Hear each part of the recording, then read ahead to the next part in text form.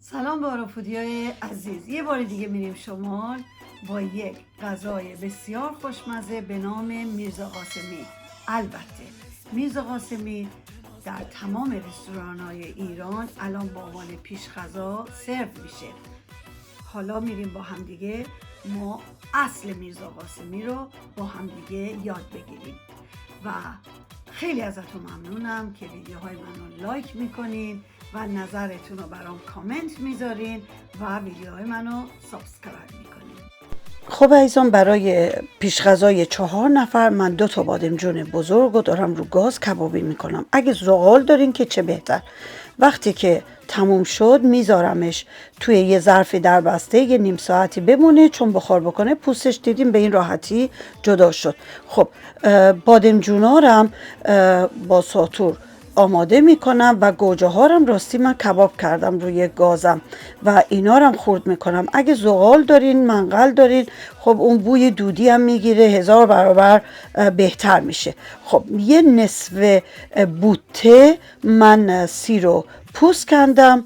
خب ما سیر خیلی دوست داریم. اگه خیلی اهل سیر نیستی میتونی یه ذره کمترش کنه، ولی بیس این غذا با سیره، نمیشه حذفش کرد. خب اینجا من دارم روی ظرف سفالی درست میکنم. اگه سفالی یا سرامیک یا گمج درست میکنی یادتون باشه هم حرارتش باید پایین باشه، هم باید زیردگی بذارین، چون فوق العاده اینا با حرارت بالا حساسن و سریع زیرشون ترک میگیره.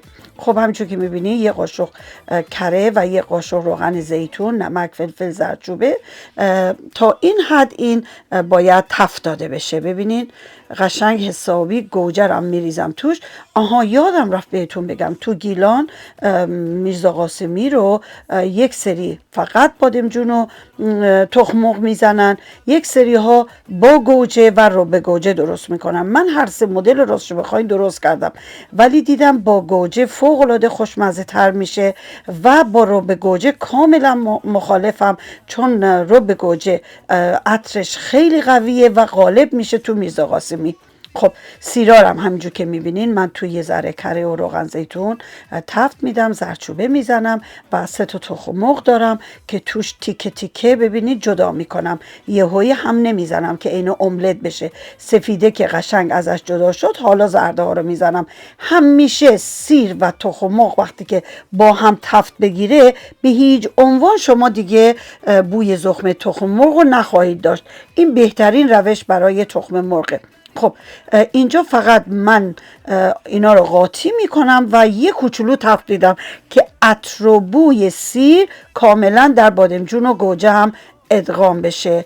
درست کنین و نوش جونتون. عزیز، میرزا قاسمیمون آماده شد. اگه یه بار با این روشی که من درست کردم شما هم درست کنین متوجه میشین که یه میرزا قاسمی اصیل شمالی با اینایی که شماها تا به حال توی رستوران ها میخوردین، طعم و مزش و بوش چقدر متفاوته.